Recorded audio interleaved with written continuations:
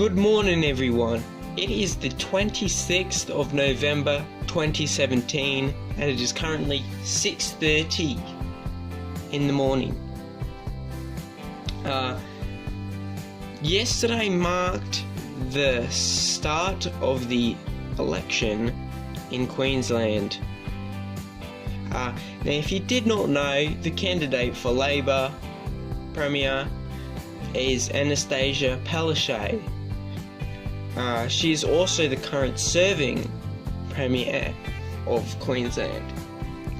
And then in the other corner you have the LNP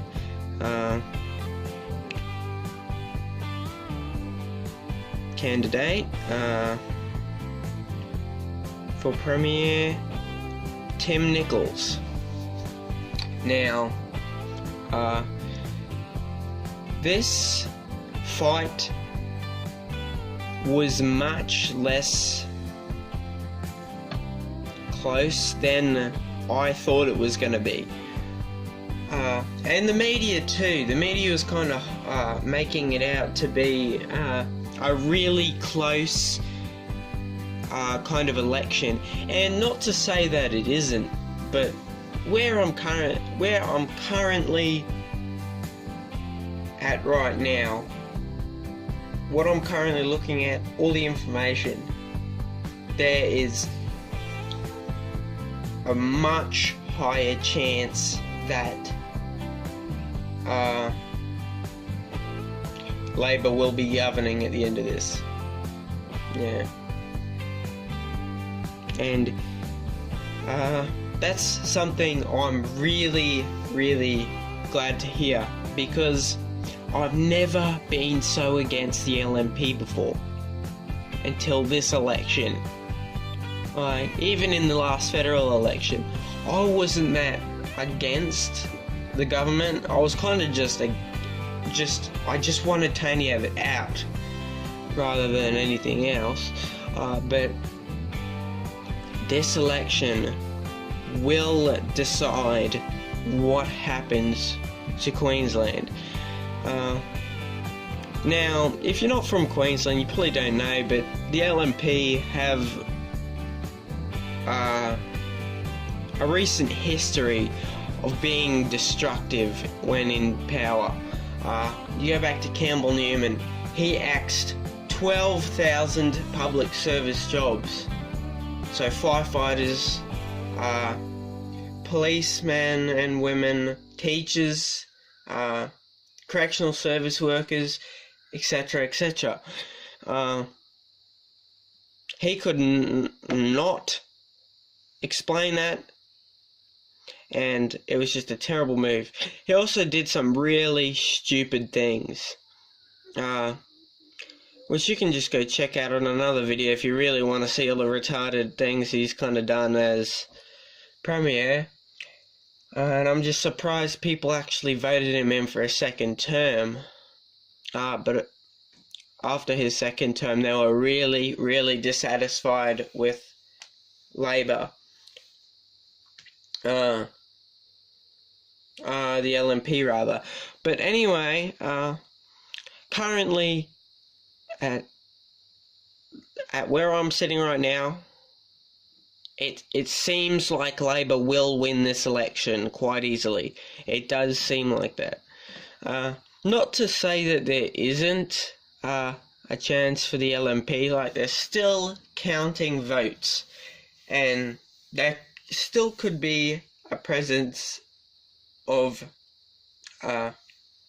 something in the postal votes that are being counted. That can change the results and change the outcome of that electorate, and could even change the results in total as well. But last time I checked, Labor had 42 safe seats and LNP only had 37. And that was last night. So Yeah, I was really surprised to see that One Nation didn't do as well as I thought they were.